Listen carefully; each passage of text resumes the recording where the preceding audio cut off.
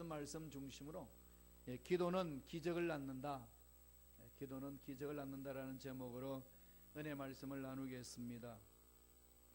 21세기 이 포스트 모더니즘이라고 그러지 않습니까? 현대 후기 시대, 후기 현대 시대, 이 포스트 모던 시대가 지금 우리가 살고 있는 이 시대입니다. 학자들은 그렇게 시대를 그렇게 명명합니다. 현대를 지나서 후기 현대 시대다, 포스트 모던이다. 이때 일어나는 현상들을 많이 사람들이 데이터를 가지고 또 미래를 내다보면서 예언과 같은 말들을 많이 쏟아내었습니다. 그런 내용 중에 여러 가지 있겠지만은 특별히 볼 수 있는 것은 앞으로 지구는 세계의 국경을 넘어서 경제 블록화가 될 것이다. 경제적으로 묶여진다는 거죠. 유럽권이 묶여질 것이고, 한 태평양권이 묶여질 것이고, 중동권이 묶여질 거고, 북미권으로 묶여질 거고, 남미권으로 묶여질 것이다. 그러니까 지역별로 경제권이 묶여진다는 거죠. 그렇게 해서 지구촌화, 이제는 지구가 한 덩어리가 되는 겁니다. 한 나라. 앞으로 나라의 개념보다는 이 나라가 NGO 개념으로 바뀌지 않겠냐, 이렇게 이야기를 합니다. Non Government Organization으로 갈 것이라는 거죠. 그러니까 이 서로들 간의 이익을 위해서 모이기보다는 지구촌을 살려내기 위해서 서로 상부상조할 수밖에 없을 것이다, 이 이야기를 합니다. 그러면서도 일어나는 문제, 빈곤 문제가 일어날 것이고, 공해, 이루 말할 수 없는 거죠. 공해 문제.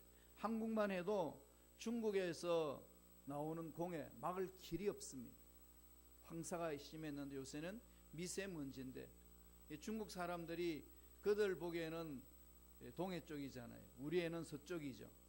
그쪽에다가 또 공장지대를 만들어서 그 공장에서 나오는 모든 공해를 서해 바다를 통해서 한국으로 날라옵니다.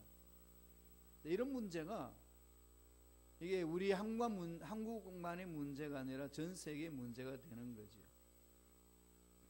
그런 다음에 또한 인종 문제, 이런 문제들이 이념을 뛰어넘어서 이 지구촌의 여러 문제로 대두될 것이다, 그렇게 이야기를 하면서 대비를 하고 있습니다.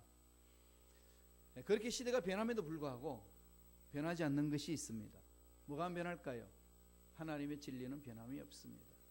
하나님이 하신 말씀은 변함이 없습니다. 그러므로 우리는 아무리 시대가 변하고 환경이 변해도 우리의 마음을 어디에 집중해야 될까요?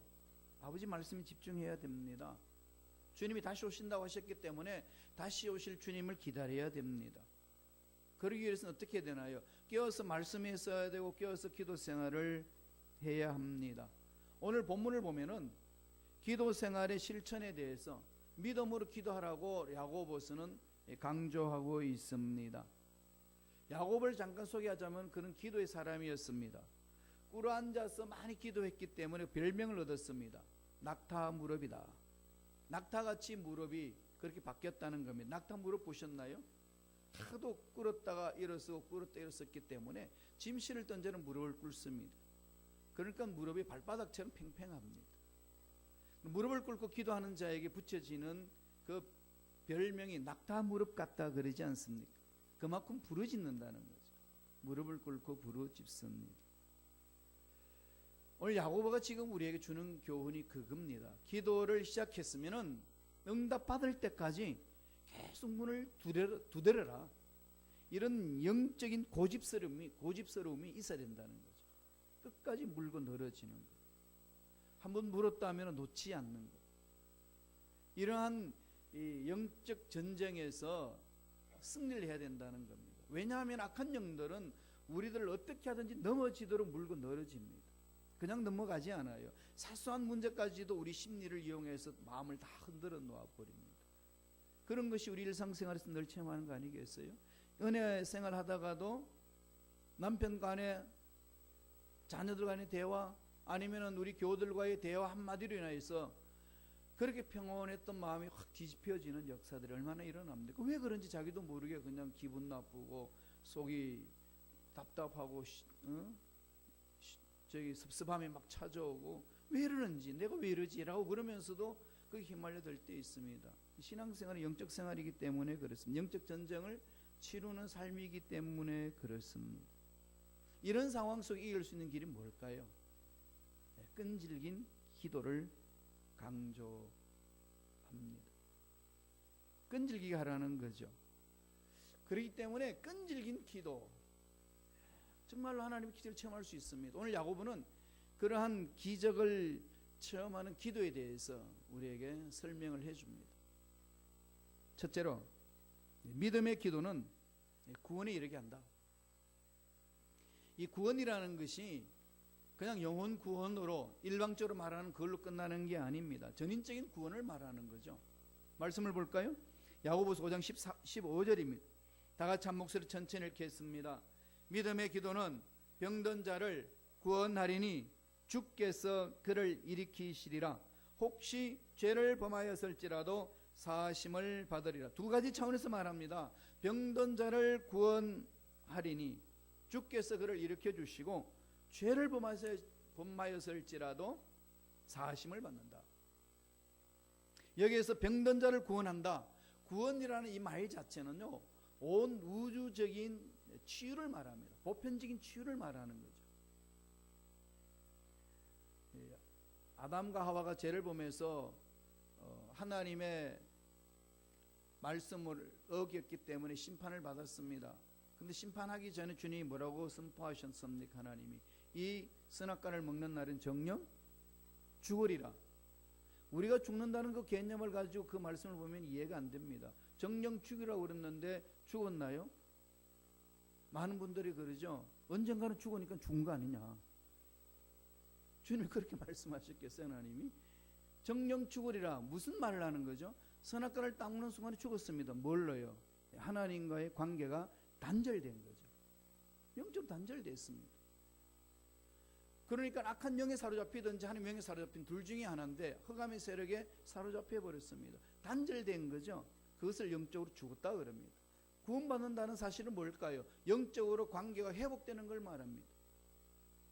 마음과 마음의 분란이 일어나는 것이 회복되는 걸 말하고 육체 간의 모든 기관들이 서로 분리되고 서로 나눠져 있는 것이 질서를 사로잡히는 것이 구원받은 자의 삶을 말합니다. 치유를 말하는 거죠. 그래서 힐링이라는, 치유라는 것은 온 우주적인 치유 사건이다. 구원의 사건이다. 이렇게 설명을 신학자들은 합니다. 그러니까 믿음의 기도는 뭘 한다는 거죠? 병든 자를 구원하리니. 병이 치유될 뿐만 아니라 영혼이 온전해진다는 거죠. 제사함도 받을 수 있다. 이렇게 은혜를 체험하기 위해서는 무슨 기도를 하라고 이야기를 합니까? 믿음의 기도. 믿음의 기도가 뭘까요? 하나님이 해주신다는 기대를 갖고 도전하는 거죠. 눈에는 보이는 것 없고 손에 잡히는 것 없고 내 이성으로 도저히 이해할 수 없는 상황이 펼쳐짐에도 불구하고 하나님이 만지시면 됩니다. 그렇게 될 줄로 믿습니다. 기대하면서 달려가는 걸 말하지 않겠습니까? 물론 기도의 응답 방법은 내가 정한 그때의 나의 방식으로 기도 응답이 있냐 없냐 이거 아닙니다. 그 모든 것은 하나님이 정하십니다. 결과는 하나님의 것이고 우리들이 해야 될 일은 뭘까요? 믿음으로 구하는 겁니다. 영국의 캔터베리 대주교가 이런 말을 했습니다. 우리가 일하면은 우리가 일하는 거지만은 우리가 기도하면은 하나님이 일하신다. 하나님이 일하도록 만들어야 되는 거 아니겠어요? 우주 만물 창조하신 하나님이 모든 것을 다 알고 계시는데 내 사업에, 내 직장에, 내 가정에, 내 앞날에 어떤 문제들이 어떻게 해결해야 될 것인지 다 알고 계시는 그분 앞에 고함으로써 그분이 만져주시고 해결할 수 있도록 만드는 것이 하나님의 자녀들의 삶 아니겠습니까? 그렇게 가야 된다는 거죠. 그렇게 하기 위해서는 뭐라고 강조해 주시나요? 무엇을 하라고? 믿음의 기도. 흔들리지 말라는 거죠. 어떤 환경이 있든지 어떤 문제가 있든지 간에 전능하신 하나님을 믿고 마음만 흔들리지 아니하면 반드시 이기게 되어 있습니다. 마귀들도 그 사실 알고 있기 때문에 참아내지 못하게 하고 버티지 못하게 하고 자꾸 포기하도록 만들고 흔들리도록 만드는 것이 흑암의 세력들입니다. 이겨내셔야 돼. 분별하고 그래서 우리는 약속의 말씀을 붙들고 믿음의 기도를 드려야 됩니다.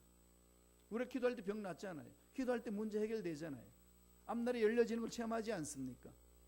그런 것을 체험할 때 많은 분들이 또 그렇게 이야기를 합니다. 우연히 그렇게 됐겠지요. 예, 우연히 될 수도 있습니다. 근데 그 우연이 어떻게 일어날까요? 기도하니까 일어나는 거 아닐까요? 이건 행운이다.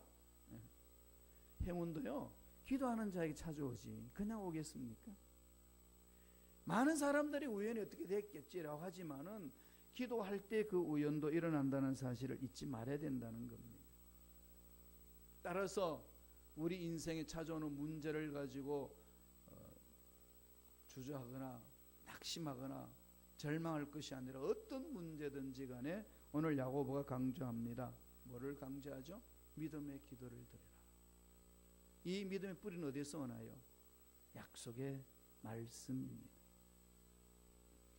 약속의 말씀은 변함이 없습니다. 그러므로 말씀에 있어서 부르짖는 이 믿음의 기도를 훈련해야 합니다.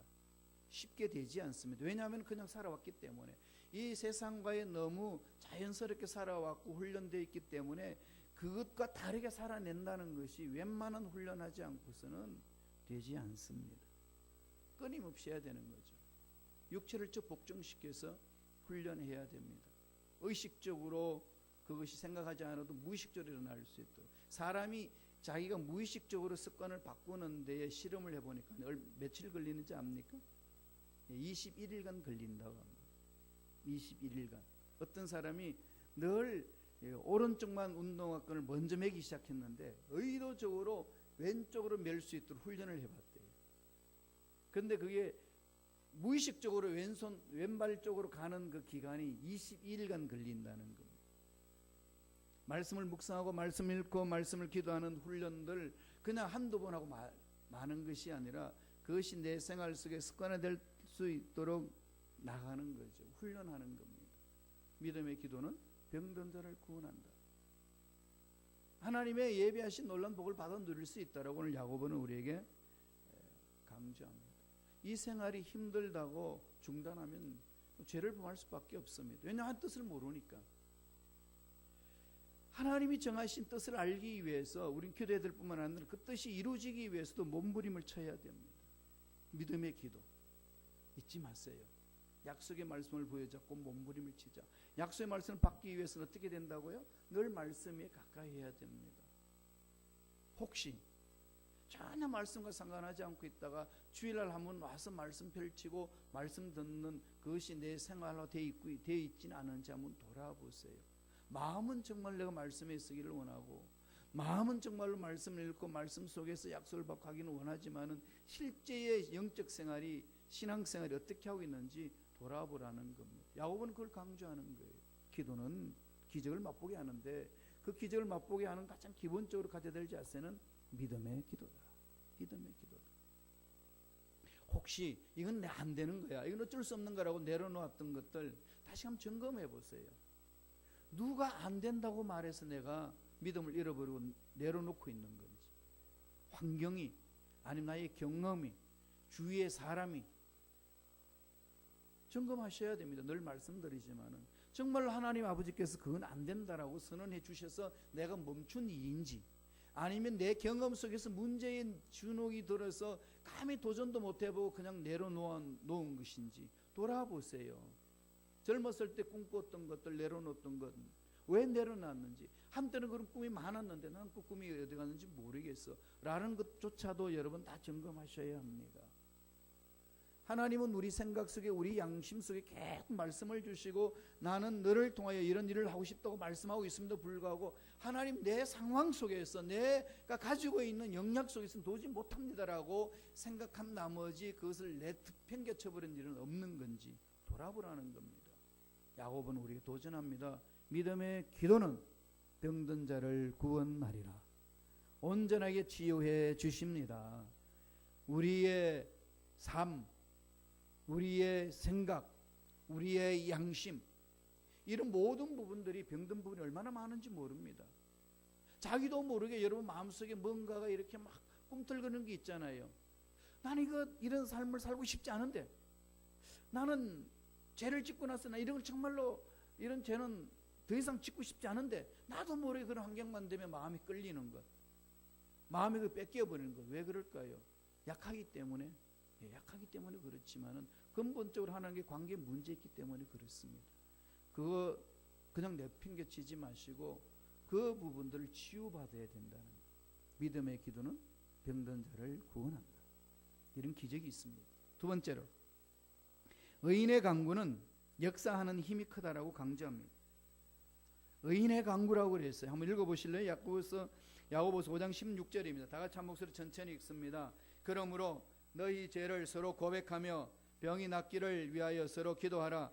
의인의 간구는 역사하는 힘이 큼이니라. 의인의 간구, 그러니까 여러분 어떤 생각이 드시나요? 의인의 간구는 힘이 크다. 역시 의인을 모셔서 기도받자, 그렇게 생각하시나요? 여러분 어떠세요? 의인의 간구는 역사하는 힘이 많다. 이 말씀을 이렇게 성도들을 가르치면요, 나와는 상관없다고 생각하는 분들이 너무 많이 있습니다. 제가 정말 충격먹어요. 누가 의인입니까? 오늘 야고보가 말하는 의인은 누굴까요? 목사님. 그죠? 그럼 목사님 의인이에요. 여러분은 의인이지. 그럼요. 왜 의인이죠?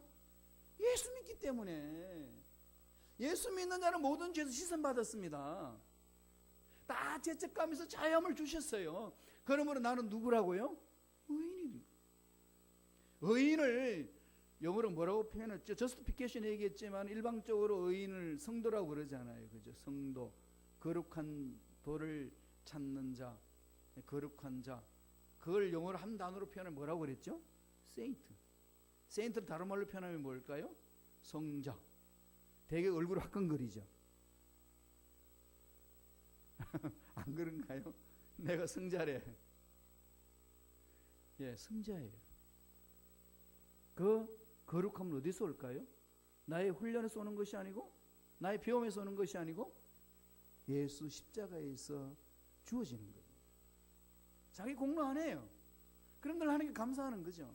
오늘 야고보는 뭐라고 그럽니까? 의인의 간구는 역사하는 힘이 크다. 의인의 간구는 역사하는 힘이 크다. 그러한 특권이 저와 여러분에게 있습니다.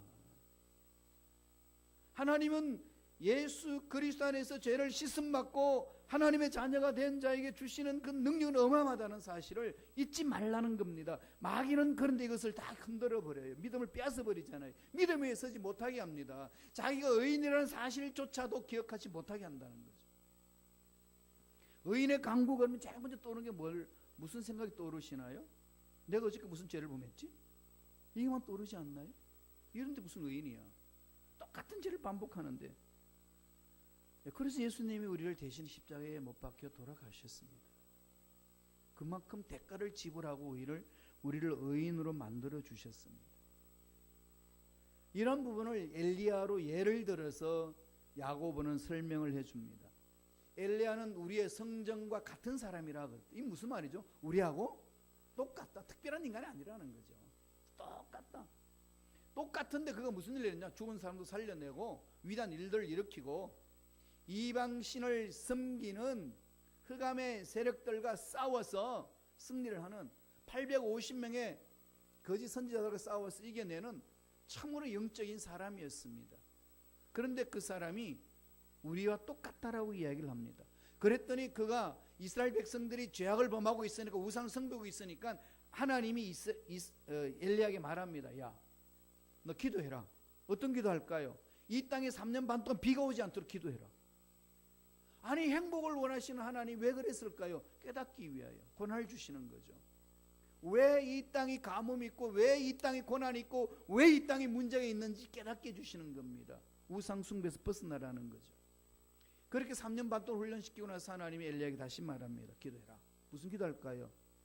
비 오게 해라. 그렇게 기도했더니 비가 왔어요. 3년 반 동안에 비구경을 하지 못한 이스라엘 백성들이 엘리야가 간절히 기도했더니 비가 왔습니다. 무슨 얘기합니까?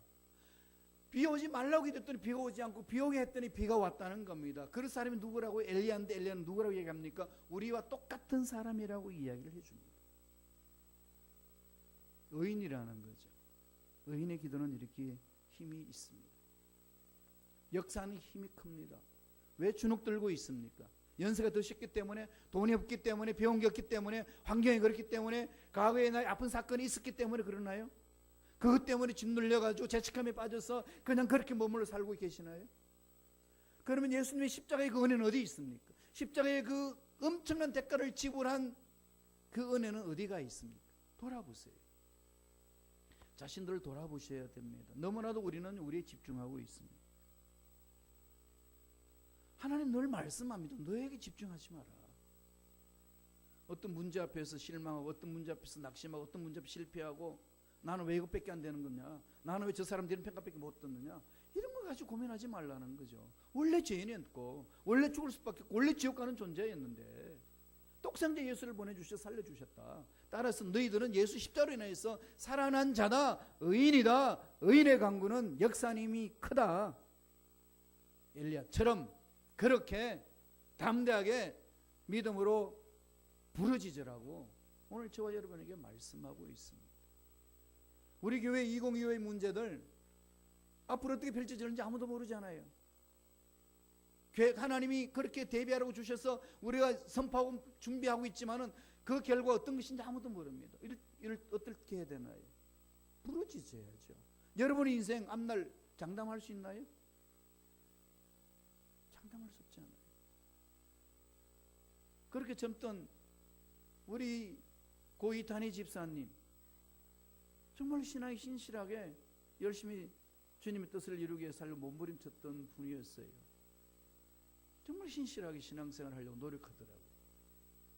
2개월 전만 해도 와서 예배드리고 대화 나누고 안수받고 그랬던 분 하나의 부르심을 받고 갔습니다. 우리 앞날 아무도 몰라요. 부르시면 가야 됩니다. 그럼 어떻게 해야 되죠? 오늘 여기, 오늘 여기 있어. 하나님 다시금 한번 시작해 보겠습니다. 의인의 기도는 역사는 힘이 크다고 그랬는데, 문제 많다고 주저앉는 내가 아니라 일어서 보겠습니다. 믿음으로 일어서서 달려가는 겁니다. 여기 기적 있는 거 아니겠어요? 마지막 세 번째로 어떤 역사가 일어난다고 말씀합니까? 간절한 기도는 하늘 문을 연다고 했습니다. 오늘 이 기도, 야고보가 기도를 이야기하면서 다양하게 표현을 합니다. 믿음의 기도는 병든 자를 구원한다. 의인의 기도는 역사하는 힘이 크다. 간절한 기도는 하늘 문을 연다. 야고보서 5장 17절 18절을 다 같이 한 목소리 천천히 읽겠습니다. 한 목소리 읽습니다. 엘리야는 우리와 성정이 같은 사람이로되 그가 비가 오지 않기를 간절히 기도한즉 3년 6개월 동안에 비가 오지 아니하고 다시 기도하니 하늘이 비를 주고 땅이 열매를 맺었느니라. 하늘 문을 닫고 하늘 문을 여는 힘이 어디에 있다고 그럽니까? 의인의 기도죠. 간절한 기도입니다. 누가 의인인가요? 예수 믿는 저 여러분 다. 그러면 저와 여러분 기도 힘은 강한 거죠. 에이 목사님 무슨 말씀, 아무래도 안 되던데. 그런 믿음을 하니까 안 되는 거예요. 도전하세요. 누가 안 된다고 했습니까? 넌 안 되라고 누가 말씀하시던가요? 하나님이 그렇게 말씀하시던가요? 예수님을 나를 위하여 내놓으시고 나서 넌 안 돼, 그렇게 여러분이 하나님의 음성을 들으셨나요? 그래서 안 된다고 생각하시나요? 우리의 생각은 어디에서 왔는지를 빨리 점검하고 빨리 뽑아내야 됩니다. 하나님 말씀 것이 아닌 것은 다 뽑아내 버려야 됩니다. 간절히 기도한 적 3년 6개월 동안에 비가 오지 아니하고 다시 기도하니 하늘이 비를 주고 땅이 열매를 맺는다. 비가 오지 않는 것은 하나님이 명령하신 명령대로 기도했던 사건입니다. 다시 비가 올 수 있었던 것도 하나님 명령에 따라서 순종하고 기도한 결과입니다. 엘리야가 그 당시 상황을 열왕기상 18장에 설명을 해주죠. 한번 자막을 통해서 읽어볼까요? 어떻게 기도했는지. 열왕기상 18장 42절 다 같이 읽습니다. 엘리야가 갈멜산 꼭대기로 올라가서 땅에 꿇어 엎드려 그의 얼굴을 무릎 사이에 넣고, 이거 이대로 한번 해보세요. 무릎 사이에 얼굴이 들어가는지. 특별히 요가하는 사람 아니든지 기계 체조하는 사람, 이 리듬 체조라든지 이런 사람 하지 않고는 들어가기가 힘들어요. 저는 특별히 이렇게 팔 이렇게 굽혀 펴기가 아니라 팔을 내려놓는 거, 이건요 너무 힘들어요. 전 체력장 할 때 제일 점수가 안 나오는 것이 이렇게 굽히는 겁니다. 다른 건 다 만점인데 이게 유연성이 없다가 보니까 잘 굽혀지질 않아요. 그런데 무릎을 꿇고 얼굴을 무릎 사이에 넣으려고 그랬더니 허리가 부질러지는 것 같아요. 뭘 말하는 걸까요? 지금 이 엘리야가 이렇게 기도하는 거 몸부림치는 거죠. 간절히 기도하는 모습을 이렇게 표현을 합니다. 무릎을 꿇고 기도하는 거죠. 예수님이 십자가 지시기 전에 겟세마네 동산에서 기도할 때 어떻게 기도하셨는지 아십니까? 얼굴을 땅에 대고 엎드려 기도하여 그랬습니다. 얼굴을 땅에 대고 엎드려 기도하고 납작 엎드려서 하나님 앞에 겸손한 자세로 부르짖는 거죠. 하나님 만지시지 않으면 안 됩니다. 사업을 해나가시는데, 직장 일을 해나가는데, 자녀들을 양육하는데, 가정을 행복하게 만드는 일을 내 삶에 문제 일어나는 그 문제 앞에 엘리야처럼 이런 몸부림, 주님처럼 그런 몸부림 기도를 해보신 적이 있으신지요? 그리고 얼마나 있으신지, 아니면 한 번 하고 만 것인지, 아니면 응답받을 때까지 그런 몸부림치는 기도 생활을 하고 계시는지. 이런 것 하지 아니하고 늘 하나님을 향하여서 불평불만하고 교회 공동체에 향해서 불평불만이 쏟아낼 때 얼마나 많습니까? 아니면 목사님한테도 쏟아낼 때도 많지요. 우리가 하나님 앞에 자신들 한번 돌아봤으면 좋겠어요. 제가 여러분들을 위하여 해줄 수 있는 말씀은 이것밖에 없는 것 같아요. 여러분이 선택해야 합니다. 나도 이 능력을 한번 체험하리라. 주의 일꾼들은 늘 여기서 몸부림칩니다. 우리가 존경하는 미국 대통령 16대 대통령 아브라함 링컨 대통령이 기도 일꾼이라는 걸 아시지 않습니까?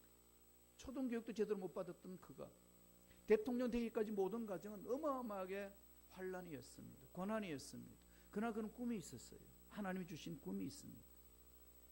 하나님이 쓰시면 된다는 겁니다. 그러니까 그가 뭐에 사업을 하든지 연애를 하든지 정치를 하든지 실패했다고 좌절하는 법이 없었습니다. 한두 번쯤은 낙심할 수도 있겠죠. 그러나 그걸로 자기 인생을 망가뜨릴 만큼 절망에 빠지는 일은 없었다고 합니다. 그게 아브라함 링컨의 삶이었어요. 그 힘이 어디서 나왔는지를 보니까 말씀이었어요. 그런 날마다 말씀을 가지고 씨름을 했습니다. 잘 아시잖아요. 몸부림치며 기도했던 것. 남북 전쟁이 치열하던 어느 날 유명한 인기 배우였던 제임스 머덕이라는 분이 링컨 초청으로 백악관으로 갔습니다.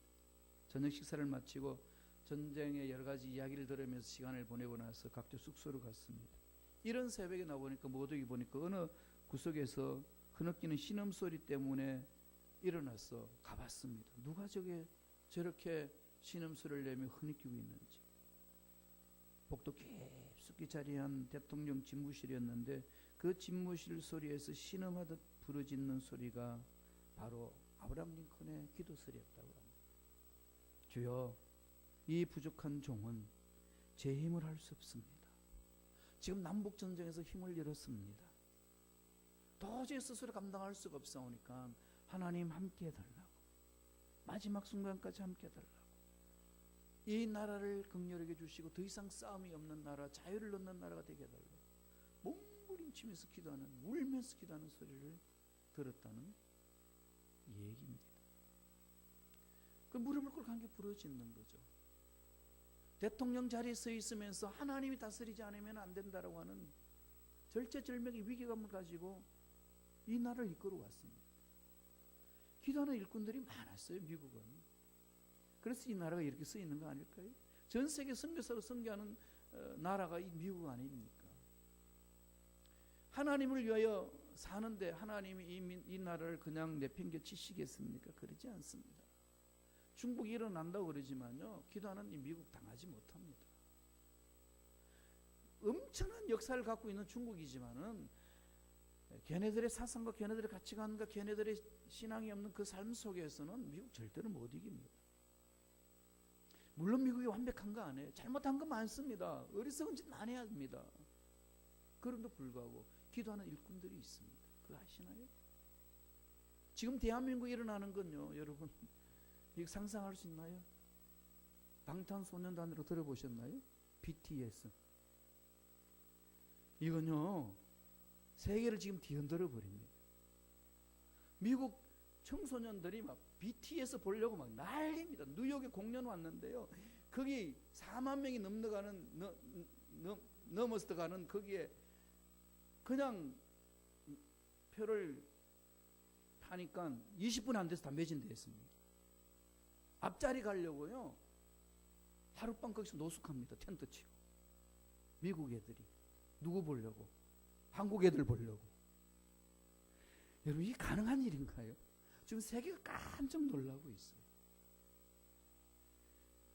각 분야 속에서 하나님이 그렇게 만져줍니다. 이 정치인들만 바보처럼 허우적거리지 모든 분야에서요 하나님이 이끄시는 일들 보면요. 그래서 여러분 기도해야 돼. 정치인들 위해, 대통령과 국회의원들 위해. 저 머저리들 좀 세워달라고. 정신 차리게 해달라고. 여러분 욕하지 말고 기도하세요. 정말 중요합니다. 간절히 부르짖는 기도의 사람으로 인하여서 공동체가 살아나고 교회가 살고 가정이 삽니다. 하나님이 우리에게 모든 것을 주셨는데 왜 안 주시겠어요? 무엇 때문에 절망해야 됩니까? 돈 없다고, 힘 없다고, 능력 없다고, 가진 게 없다고 왜 우리는 주저앉아야 됩니까? 모든 것을 가지고 계신 하나님이 계시는데 주님이 그 말씀하셨어요. 누가복음 18장 7절 보세요. 자막을 통해서 한번 읽어볼까요? 한 목소리 읽습니다. 하물며 하나님께서 그 밤낮 부르짖는 택하신 자들의 원하를 풀어주지 아니하시겠느냐? 그들에게 오래 참으시겠느냐? 할렐루야. 이 말씀이 내 말씀이 되면은 어떤 상황에 던져줘도 용기 생기는 것 아니겠어요? 우리가 용기 얻는 것은 여기에 근거를 두는 거죠. 뭐 환경이 잘 풀어지기 때문에, 좋은 사람들이 주위에 많기 때문에, 돈이 많기 때문에 용기 얻고 나갑니까? 아닙니다. 나의 용기의 근원은 어디에 있습니까? 전능하신 하나님께 둡니다. 약속의 말씀에 근원을 두면 그는 약속의 말씀 변함이 없고 살아계신 하나님은 한 번도 죽지 않았기 때문에 그 하나님은 내 삶의 근본이 되신다면 언제 어디든지 용기를 얻을 수 있는 거 아니겠습니까? 그래서 자꾸 이것을 확인해야 돼요. 말씀에 신앙의 뿌리를 두고 내 삶의 모든 기쁨과 감격과 용기의 근원은 전능하신 하나님께 있습니다. 그렇게 마음판에 새기셔야 환경을 이겨내고 기적을 맛볼 수 있습니다. 엘리야처럼 그렇게 기도하시고 그렇게 해서 하나님의 뜻대로 기도함으로 매달려서 기적을 상식처럼 체험하는 저와 여러분 되시길 간절히 축원드립니다. 기도하겠습니다. 하나님, 우리가